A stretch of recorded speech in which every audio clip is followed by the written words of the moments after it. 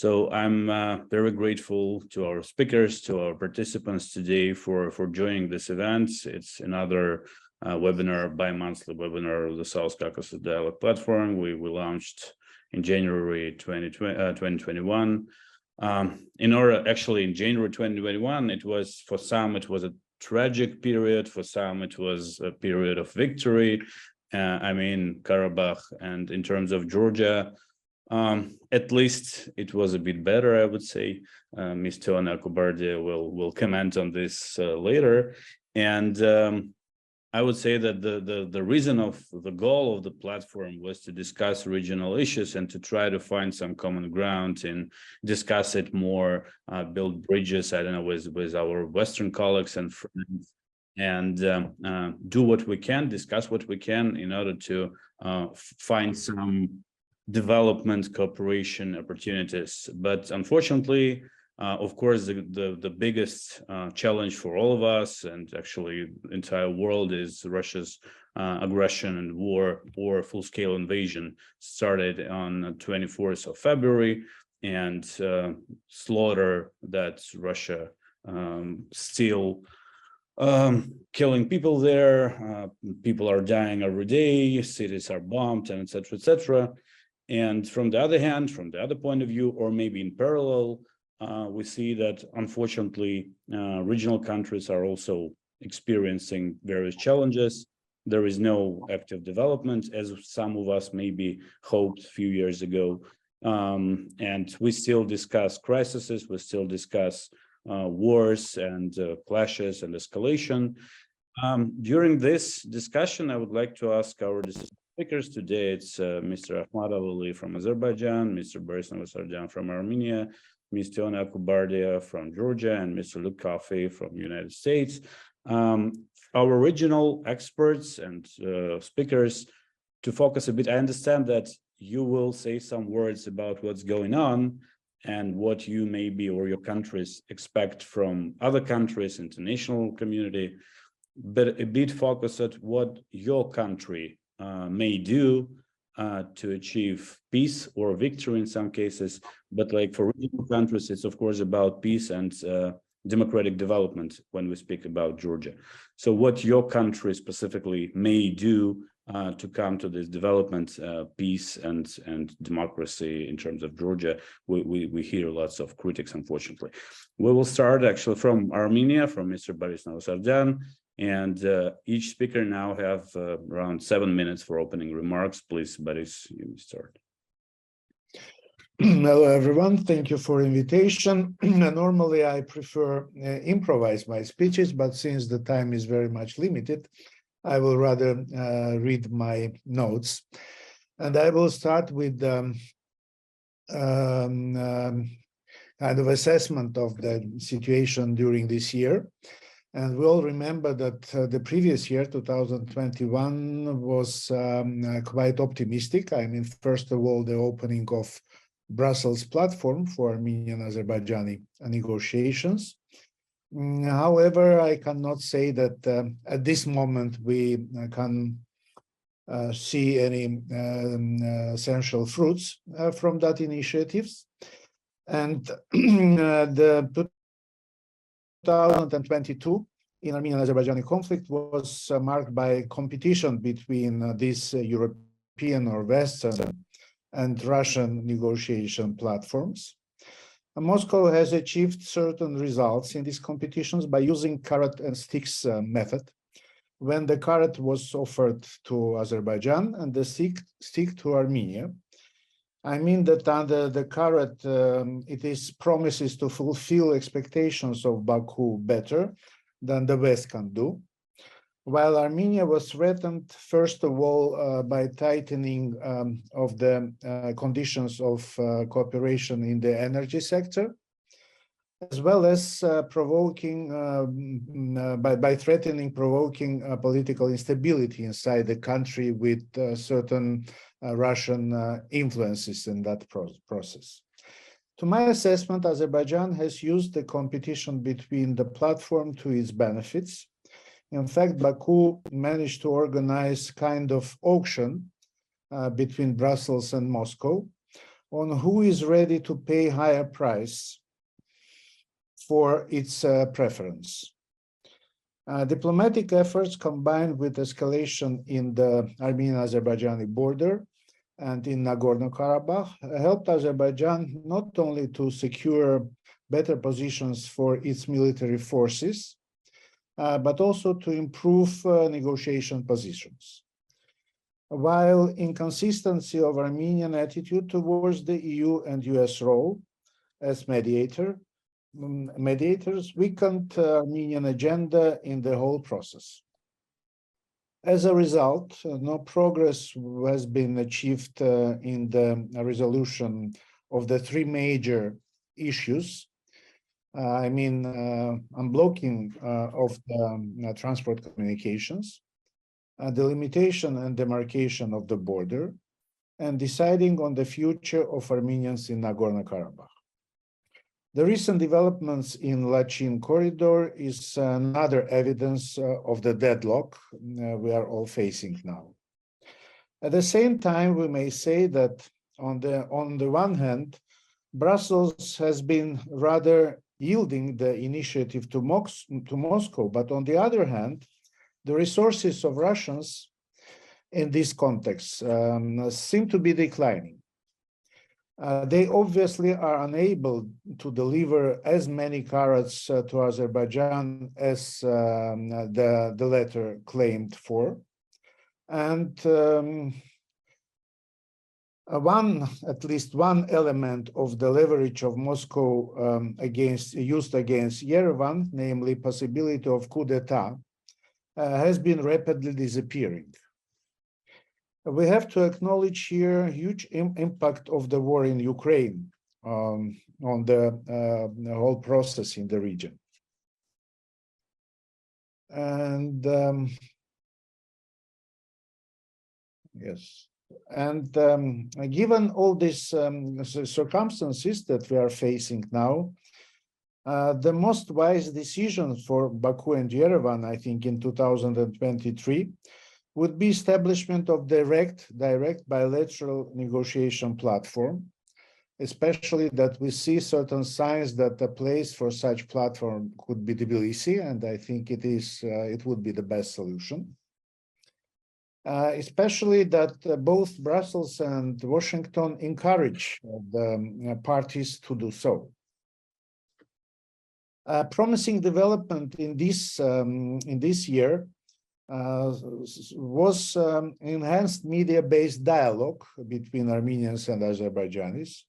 And I see that in 2022,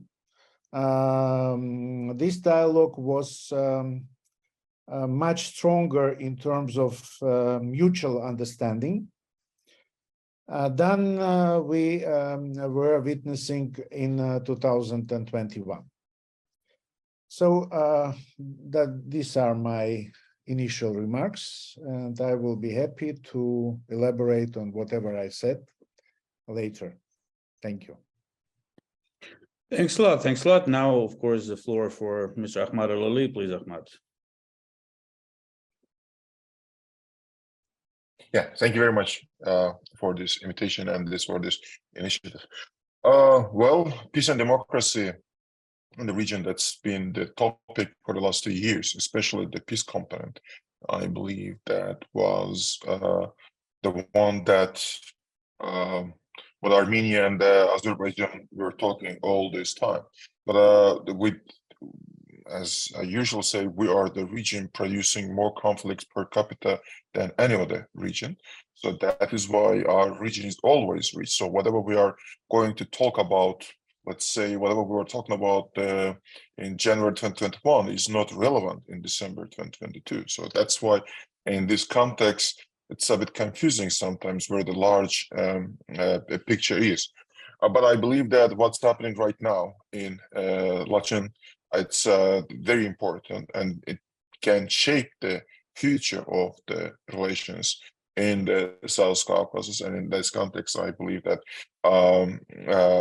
Azerbaijan having some kind of control over the entrance of the Lachin corridor might be, in this context, might be game changing. So I believe that we should wait a bit to see that how it's going to end up. And then probably based on that, we can make some conclusions. So far, it's a bit, let's say, a process in an action. So, and Azerbaijani-Russian relations also. And I believe that what's happening in Lachin corridor, it's mostly about Azerbaijani-Russia relations. And Azerbaijan-Armenian relations, it's in the secondary, or as Baku's talk with the Karabakh Armenians, it's somewhat there. What happened is Russia sent Vardanyan to Karabakh, and by that it would mean that Russia appoints the head to the region. And so also it means it would mean that Russia is having the military control in the region, and then Russia is having its own person appointed as the head of the region, and also Russia is going to exploit the natural resources in the region. So that is why in this context, we see a quite interesting standoff with the quite interesting use of the civil society in this context from Azerbaijan perspective. That's why I believe that it's going to shape the Lachin standoff. It's going to shape not only Azerbaijan-Armenian relations in the future, but it's also going to shape Azerbaijani-Russian relations in the future. In this context, in the context of the wider peace developments in the South Caucasus, we should not ignore the fact that the countries surrounding the region, they are in very much in, I would say, in turmoil themselves also. What's happening in Russia, what's happening in Iran, that shows that the region is also surrounded by the fire ring, and I believe that it has capacity to push the countries for the wider cooperation in this direction and to establish peace. So that's why I believe that the ongoing developments around the region that creates a necessity for Azerbaijan, Armenia, and Georgia for closer cooperation. And also I believe that Azerbaijan playing the role, being invested into the geopolitical projects, and especially in the context of being the link with the Central Asia to the Southern Europe, is increasing. It is, let's say, the political cost for Azerbaijan security is increased. It's it's quite high right now, because whatever Russia is going to use, or whatever Russia uses to put pressure on the European Union, that kind of if the European Union needs more gas, Azerbaijan provides the promise to provide that gas. When Russia tries to block access of Kazakhstan to the oil routes, Azerbaijan promised the route for that, or the transport corridor connecting China to the Europe.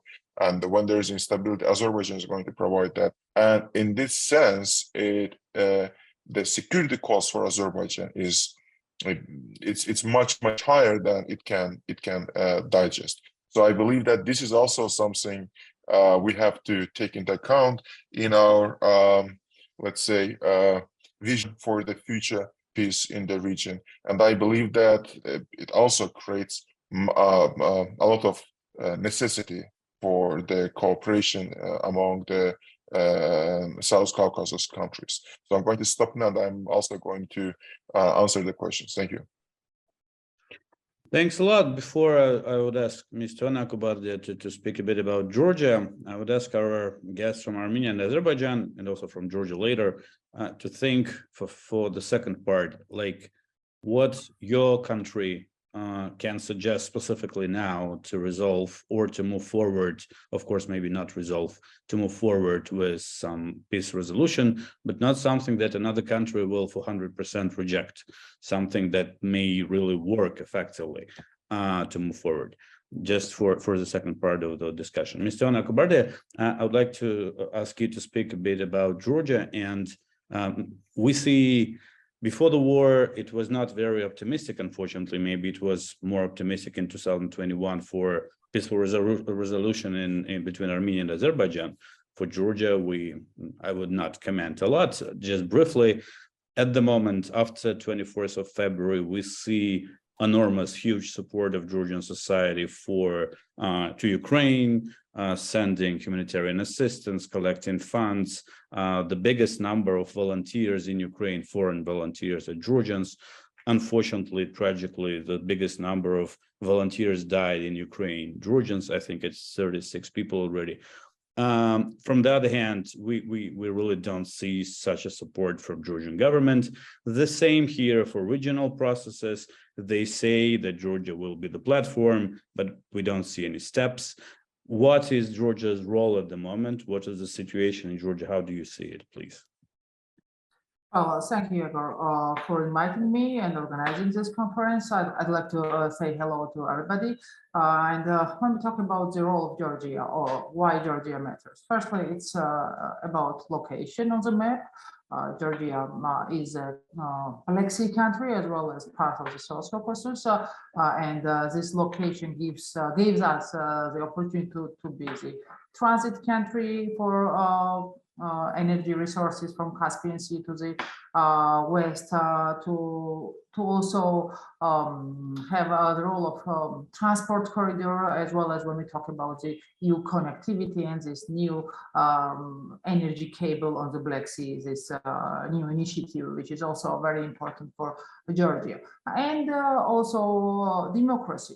Georgia used to be a beacon of democracy. That was the expression used by George Bush, US president, when he visited in 2005 Georgia. And we are not rich country with oil or other energy resources, but we can be rich with democracy. And especially when we want to become NATO and EU member, and when we want to have stability, security, prosperity as a part of European family.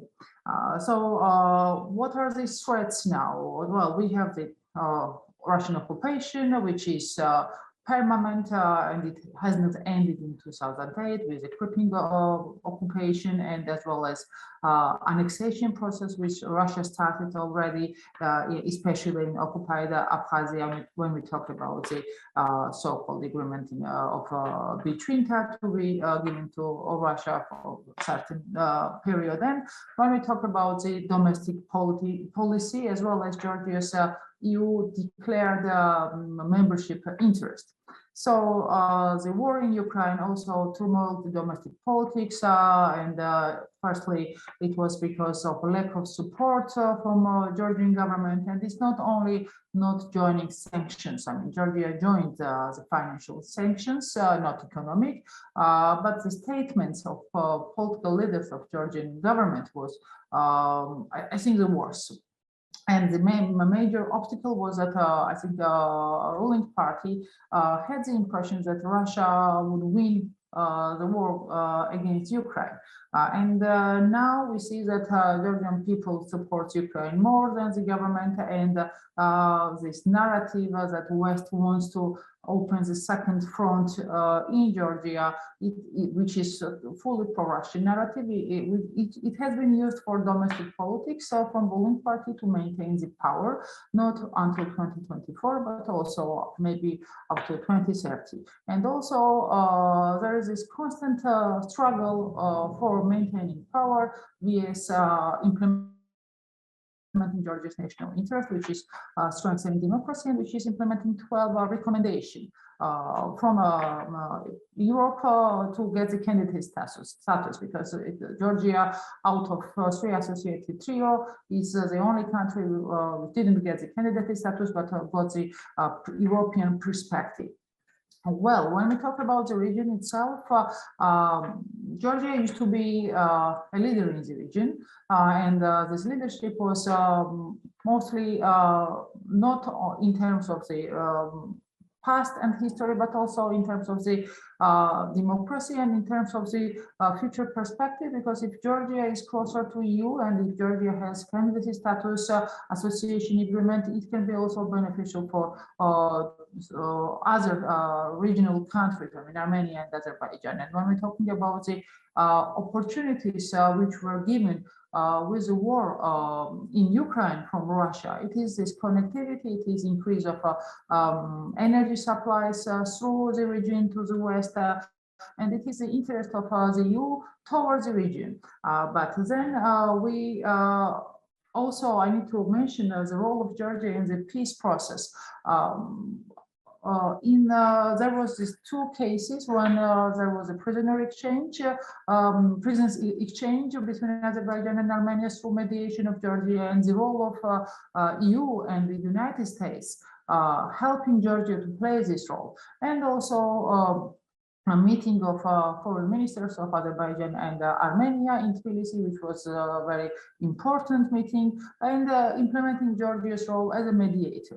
And there is no anymore 3+3 format, which Russia was insisting, but there is this initiation that negotiations can be held in Georgia, and that was offered, and the first fact of a ministers' meeting was also very important. And this is due to the Georgia's role in the region as an ally of the West. And when we talk about this new projects in the region, this is crucial for Georgia to continue its democratic path towards the EU to implement 12 recommendations and support Ukraine, because without strong support to Ukraine's sovereignty and this common fight against our common enemy, which is Russia, Georgia will stay as just a regional country. Maybe these projects will be implemented, but there will be no bright future in terms of Georgia's EU membership, Georgia's NATO membership, and Georgia's democracy. So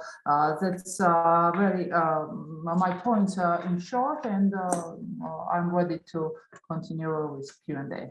Thank you. Thanks a lot. Thanks a lot.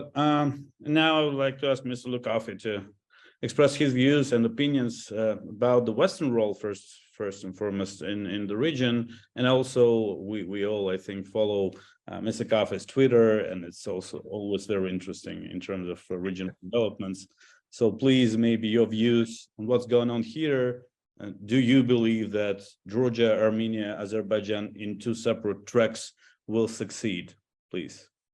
Thanks, Igor, and thanks for the Free Russia Foundation and the South Caucasus for inviting me to participate today.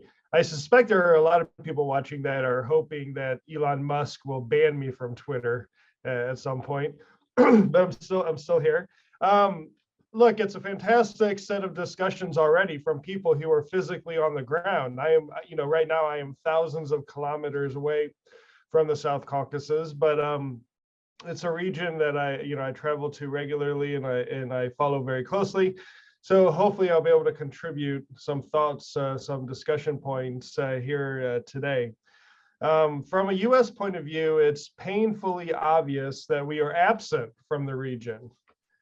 Just think that the last time a cabinet level secretary visited Armenia or Azerbaijan was US Secretary of State Hillary Clinton a decade ago. Of course, Ambassador Bolton visited the region as National Security Advisor, but not in the cabinet level role. The last time I believe we had a cabinet level visit to Georgia was 2 years ago, when Secretary Pompeo kind of, popped up into Tbilisi, and no one really knew what he was doing there or why. We kind of had an idea what he was doing, but it wasn't publicly made, what he was doing there, and not much was accomplished. There were no deliverables, didn't really advance the US-Georgian relationship. It didn't push back the Georgian-US relationship either. It just, if it had not happened, no one would have never noticed it, right?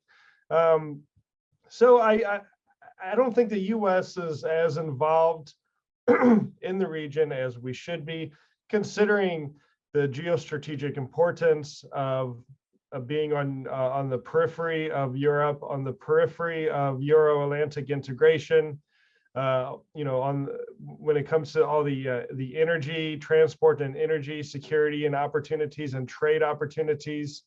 And then when it only takes one more international border, and then you're dealing with Iran.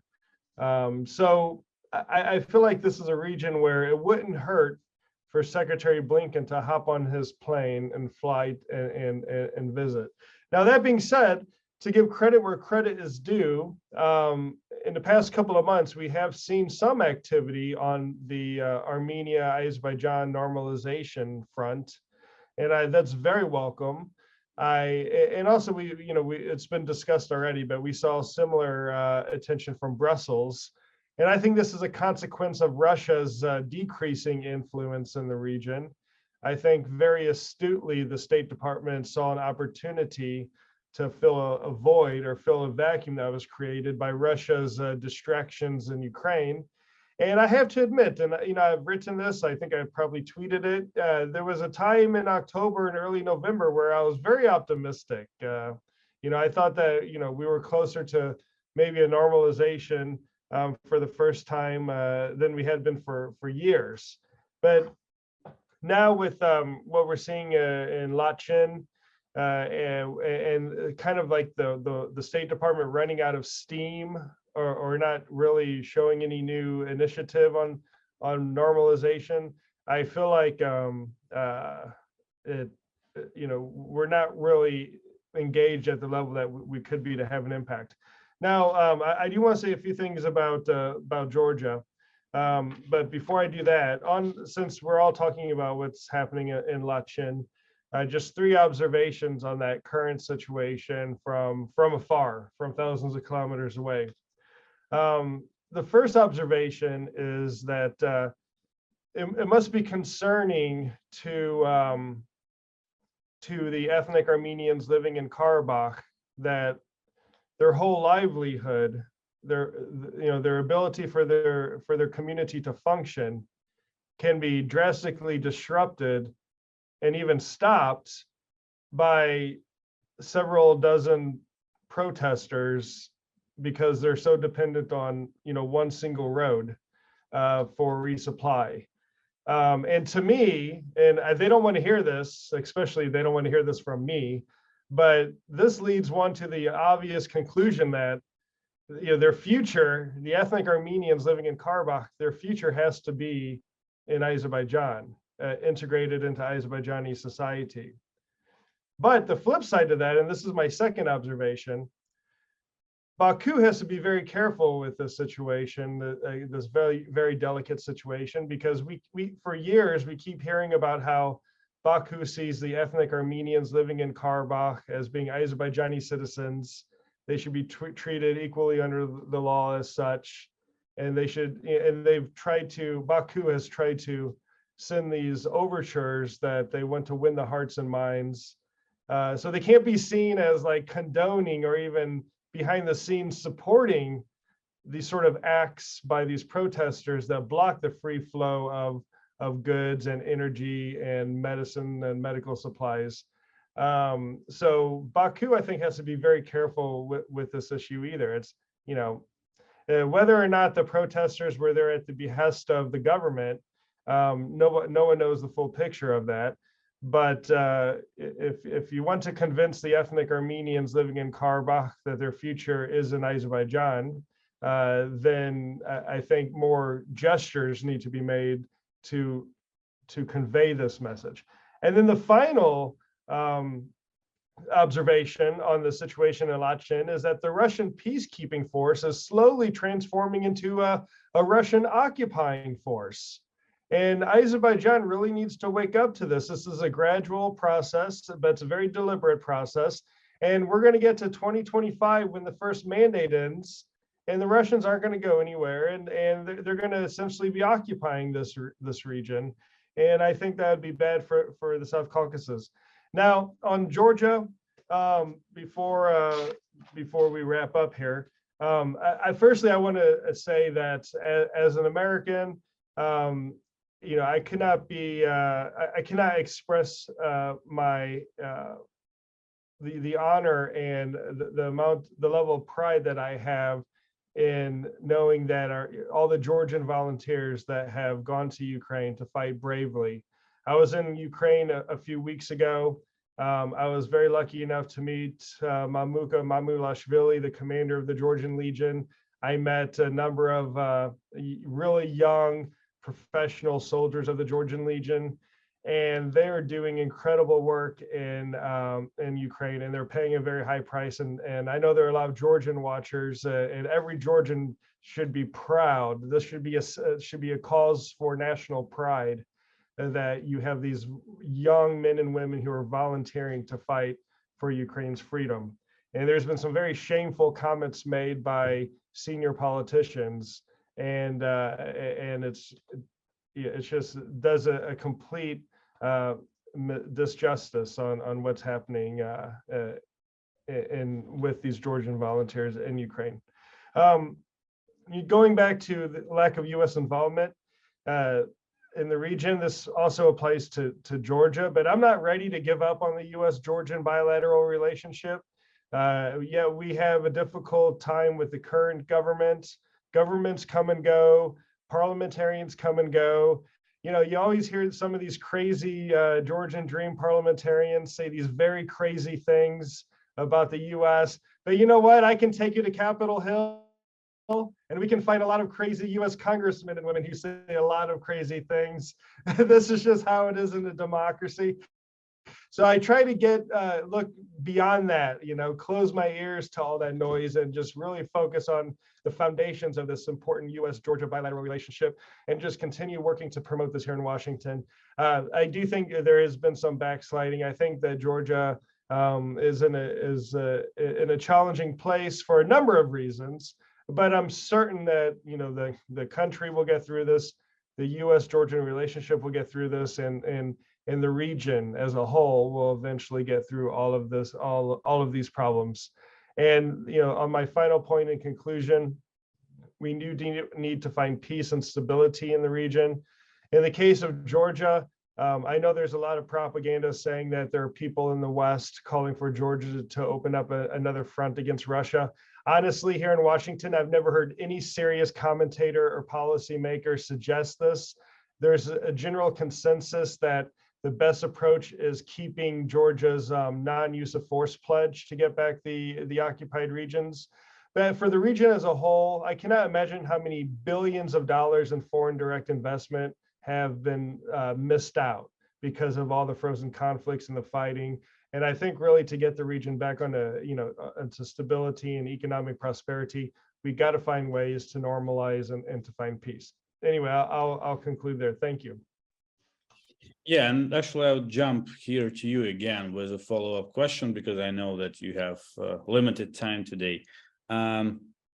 First of all, Mr. Krakaran is texting in the chat where, like, it's a good idea, good message about Ambassador Ricker's visits to the region, and actually he was appointed a special representative. As I know, unfortunately, he is leaving this position in January. But anyway, like, it was important. It also Undersecretary of State came visited Georgia in September.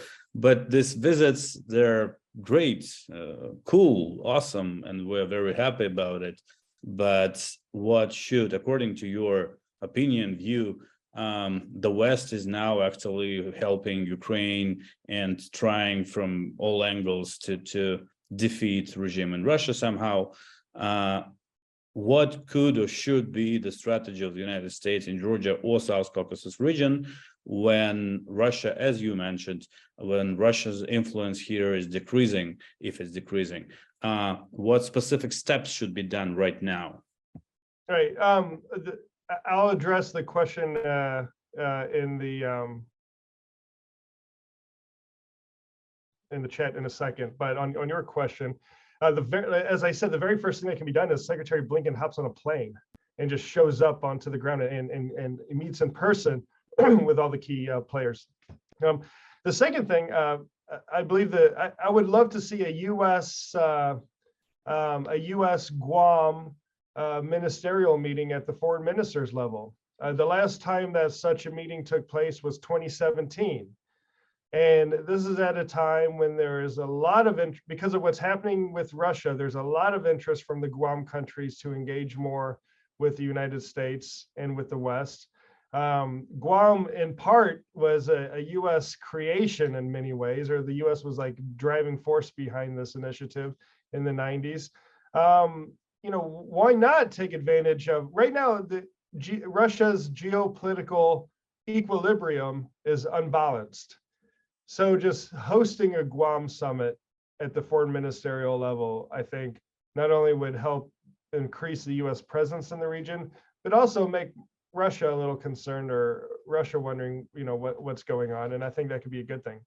On the point about the EU monitoring mission, I went back and checked, and 2 years ago this week in December, 2 years ago, I wrote an article proposing that the EU or some civilian monitoring mission needs to be created to be along the state border of Armenia and Azerbaijan. And I know that it's not legally demarcated, but we have a general idea where the state border is.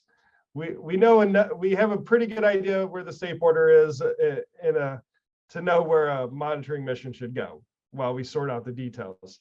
And that this would go a long way to really help bring transparency to the region, confidence building, trust to the region, and get the West more skin in the game, a bigger stake in the region. And I'm glad that we're starting to hear about this now, but I really hope we don't see this come from the EU mission in Georgia, which is desperately needed still to this day. This should be a parallel mission, a separate mission. Of course, the EU should learn from the lessons of the EU mission, but we shouldn't pretend that everything is so fine with Shkin Valley or Abkhazia that we no longer need EU mission, and we can move some of the assets and capabilities to Armenia and Azerbaijan.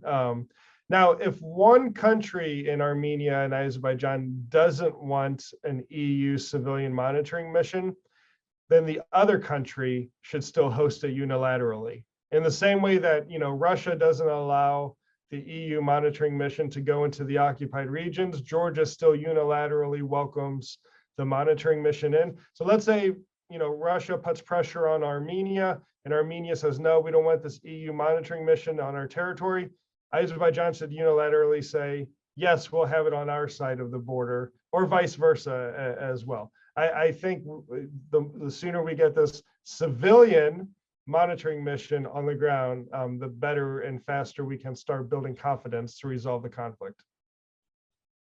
Thanks a lot. Thanks a lot. We'll move to our regional experts. And yeah, Mr. Borisov Savdan, of course, first of all, it's like very interesting to know, because year is like 2023 will start in a few weeks. And how are we starting this year? How Armenia will start this year? What steps again could be made? Onika also asked about the role of Ruben Vardanyan. As I understood, do you think that he could try to take power in Armenia? Do you evaluate it like this? And in general, like, what would be the steps of Armenia according to your vision? What should be? Thanks again. Let's do step by step.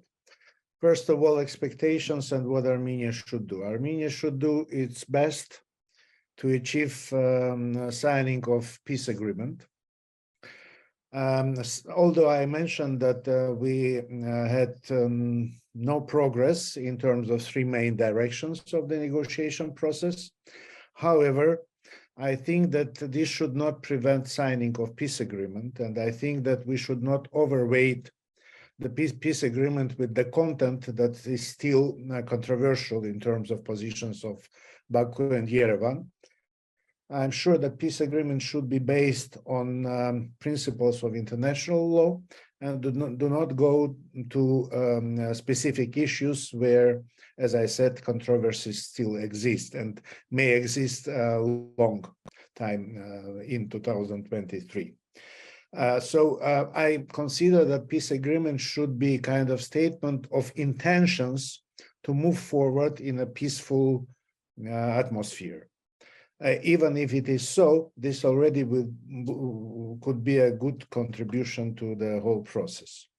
Secondly, I want to repeat that the possibilities for dialogue that appeared in 2022 have to be enhanced.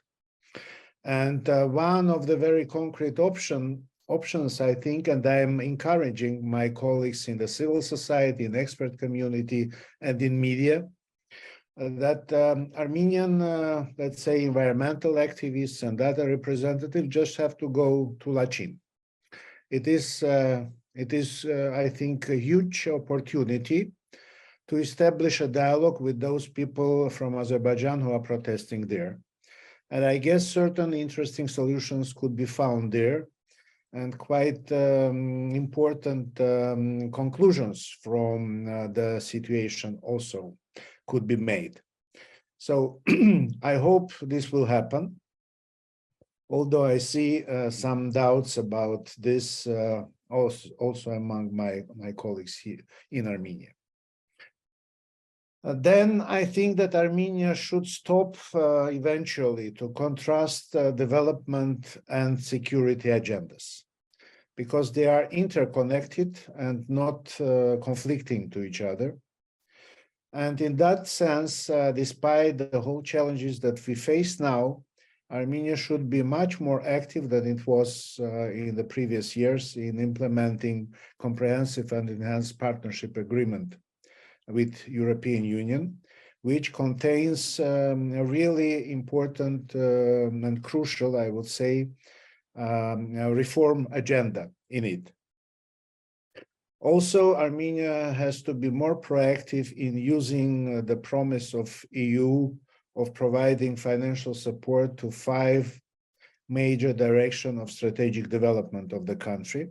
Again, I see here certain reluctance from Yerevan to do so, or at least a lack of initiative. So I think in 2023, we have to be more persistent and consistent in that. Regarding Onyx questions, I think that under the current quite complicated situation, we have to make distinction between the intentions and real threats. Intentions are so many that if we pay too much importance to each of them, we will be always busy with doing, let's say, things which are not worthwhile. So I guess Ruben Vartanyan's factor, even if there is some intention of coup d'etat behind it, it has no chance to be implemented in practice. So let us consider Ruben Vartanyan as a very individual case and try to use this individual case, because anyway, we have a person with resources, both financial and intellectual, who arrived in Artsakh, in Karabakh, and why not to use this? Whatever was his initial goal or whatever was the initial scenario, an attempt to establish dialogue with him would be, I think, positive.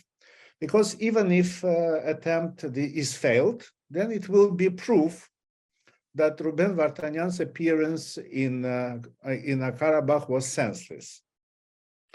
But if it works, then we will see maybe better perspectives on what should be the agenda of the dialogue between Baku and Karabakh Armenians. And I'm really surprised why talking to General Volkov is better than talking to Ruben Vartanyan, at least as an experiment. So I would be very much in favor of such step, and in fact, rejection by Baku of any possible contact with him there. I don't think it's a constructive approach. That much probably for the moment. Thanks a lot. Thanks a lot. And Ahmad, I will actually ask you to also address the same issue. And Mr. Boris Novosadian said about trying to somehow sign a peaceful agreement without maybe mentioning some things that are like not possible to discuss or negotiate at the moment. Could you please also comment on that? Okay. Yes, thank you very much. There are too many issues, frankly speaking. I was taking notes, and I believe that there are too many issues to address right now. I will try to address the most important ones. First of all, I'm in Tbilisi, as I mentioned. It's the second day of the highly packed seminar of the Azerbaijan and Armenian experts. This time we're discussing energy issues. A few weeks ago, we were discussing regional connectivity. Probably in the future, we're going to discuss the water issue. So now, when the question is that what Azerbaijan and Armenia should do in order to build a peace in the region, frankly speaking, right now I cannot say anything but the energy transport, the connections, and the cooperation on this issue. And today's discussions, again, it's I left the seminar to join you, and after all of this, like the brainstorming on the issue, I believe that in the room everything boiled down to one issue: that how to make sure that Armenia's energy sovereignty was achieved. And once Armenia's energy sovereignty can be achieved, it can transform into Armenia's economic sovereignty, and it can transform into Armenia's foreign policy sovereignty, and then we can have a completely different region, and then we can have the new projects, regional projects, integrating Armenia's and Azerbaijan's and energy lines, electricity lines, transport lines, and etc., etc. So I believe that now we have to focus on the, let's say, the economical components on it, and I believe that confidence building measures can be built on that issue. Or again, I might be under the influence of this seminar that for the last 2 days we are talking everything about energy and the transportation. So that's why there is nothing else I can think about, frankly speaking. So this is very important. Also, there was mentioned that Russia is taking over Karabakh and Azerbaijan is not paying attention to that, and a little left. No, Azerbaijan is paying attention to that. And again, Ruben Vardanyan's appearance in Karabakh is a big no-no for Azerbaijan, and Azerbaijan reacted. As I mentioned, like Azerbaijan agreed that there can be temporary Russian military presence in Karabakh. But once the Karabakh Armenians leader appointed from the Kremlin, so it means that you have control over the region at some other level. So you have the military control over the region, and you're appointing political leader to the region who is exploiting the economic resources of the region. Huh? So it's like it makes Karabakh no different from, let's say, Abkhazia, Ossetia, DNR, or Crimea. So that's why Ruben Vardanyan's appearance in Karabakh is much bigger than let's say the issues right now. And the Baku is reacting to that. And the other issue that we discussed in the room, the question that is hanging out there, is Azerbaijan ready for the escalation? Yes, because Turkish F-16s, they symbolize that Azerbaijan is ready for the escalation. So once Turkish F-16s were invited back to Azerbaijan, they are the symbols of the 2020 Karabakh War. So it means that Azerbaijan is ready for the escalation. And also, will there be escalation? No, because a few months ago, Russia announced that it's seizing the Ukraine grain deal. It will not, let's say, it's not relevant. Russia announced that it's exiting the deal, and once Turkey announced that it's going to protect that the ships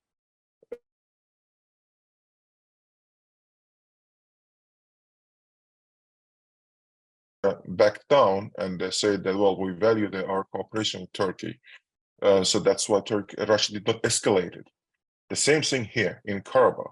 So I believe that in this context, what is happening shows that Russia is not keen to escalate things with Turkey. The sending by Ruben Vardanyan to Karabakh, it is escalation, but once Azerbaijan takes the challenge and starts acting on the challenge, I believe that now we see that there is no other issues. There is no attempt to escalation. There is basically the station where nobody wants, but Azerbaijan right now have de facto control over the Lachin corridor.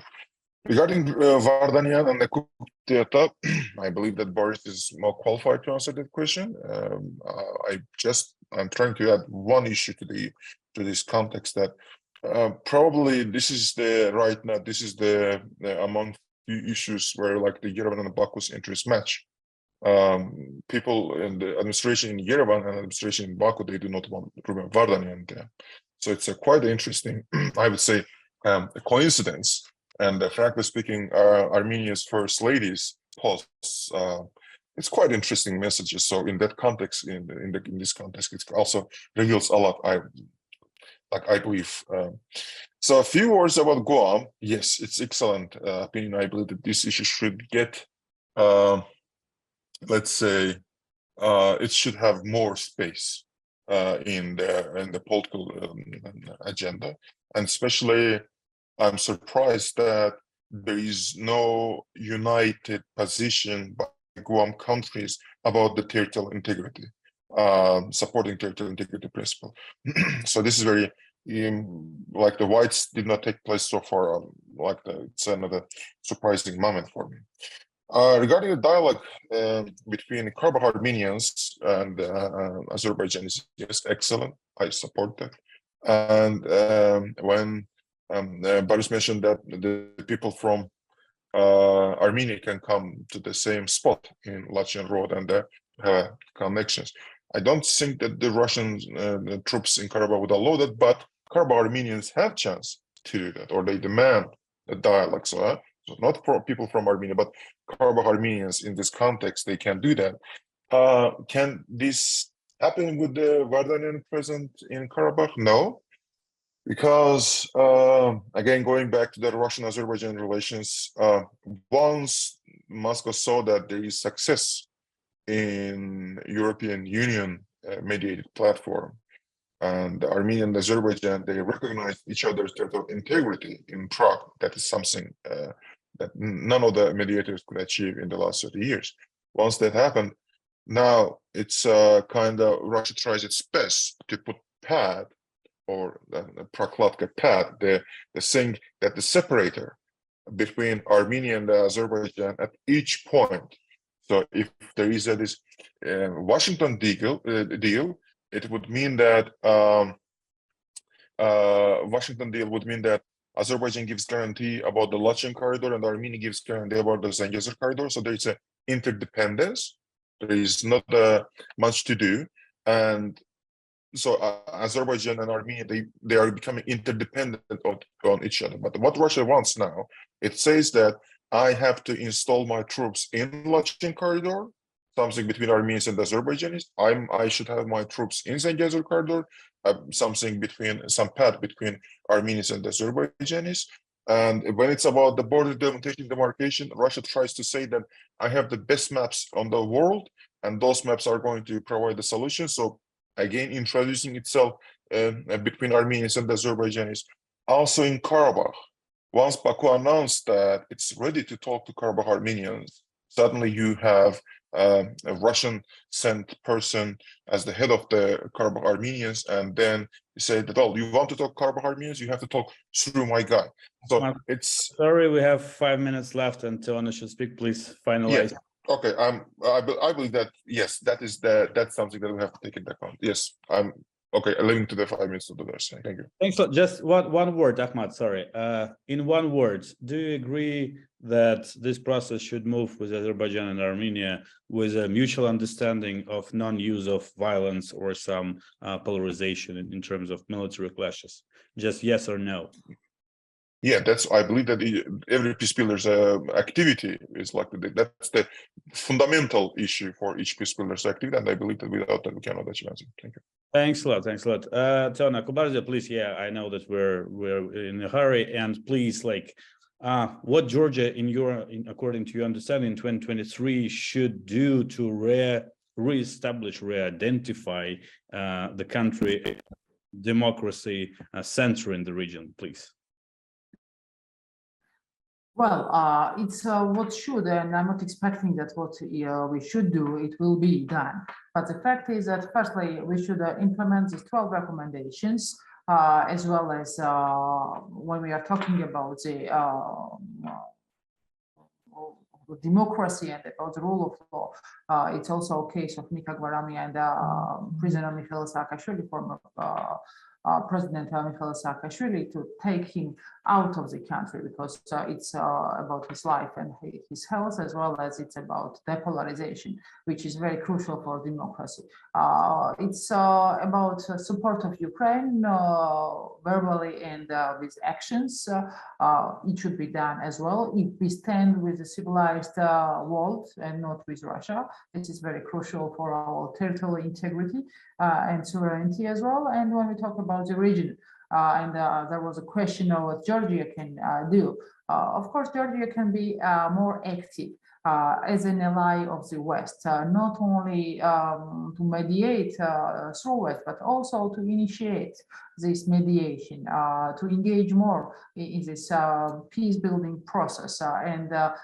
Yes, we had one meeting of foreign ministers in Georgia, but Georgia can be more engaged in this peace process, as well as if Georgia is closer to EU, implementing reforms in terms of democracy and not condemning Euro parliamentarians for being corrupted and all this propaganda which we hear, it will also support Georgia's involvement as an ally of the West, as well as a regional country, to provide, to support the peace, stability, and security in region. And also, I am truly sure, and I believe that Georgia's future EU perspective is giving hand for the region as well, because it will also help the regional countries to provide not only peace, but also sustainable stability and prosperity for our citizens. So that's what should be done. I'm not expecting it will be done. I think that it will be difficult here, because we have this age that we need to provide the fulfillment of the 12 recommendation, which I don't expect that it will be fully implemented. I believe that this polarization will increase due to the government's stance with regard of Mikhail Saakashvili, with regard of political justice, with regard of not doing the compromises to provide Georgia's EU perspective, because the supreme interest for them is to maintain the power. But I really want also to believe that there will be something happening which will force all three countries to live in peace, in prosperity, and I wish that this peace deal will be reached next year between Armenia and Azerbaijan. And I also wish that we will get the candidate status, because this is very important, not only for individual countries, it is important for the region. And the South Caucasus can become not only attractive for the EU because of the war in Ukraine, but can be attractive because this region has a perspective not only for Georgia, but for the other two countries to become part of the Europe, and this is in our hands. So I really wish that all we have to do to be done, and I wish that Russian influences are declined, not only in Georgia but also in Armenia, and we have the future which we want to have. Thank you again for inviting me. I wish Happy New Year for all of you. Thanks a lot, Tona. And yeah, like Georgian people, Georgian society deserves this candidacy more than actually anyone, in my opinion. I live in Georgia. Thanks a lot. I hope this will happen, and I also hope that at least peace atmosphere, not maybe the peace deal will be signed, but maybe peace atmosphere between Armenia and Azerbaijan without any provocations or escalations, and etc. Diplomacy will prevail in 2023. And Happy New Year for all of you, and of course, victory to Ukraine. Thank you for joining us today and for your time.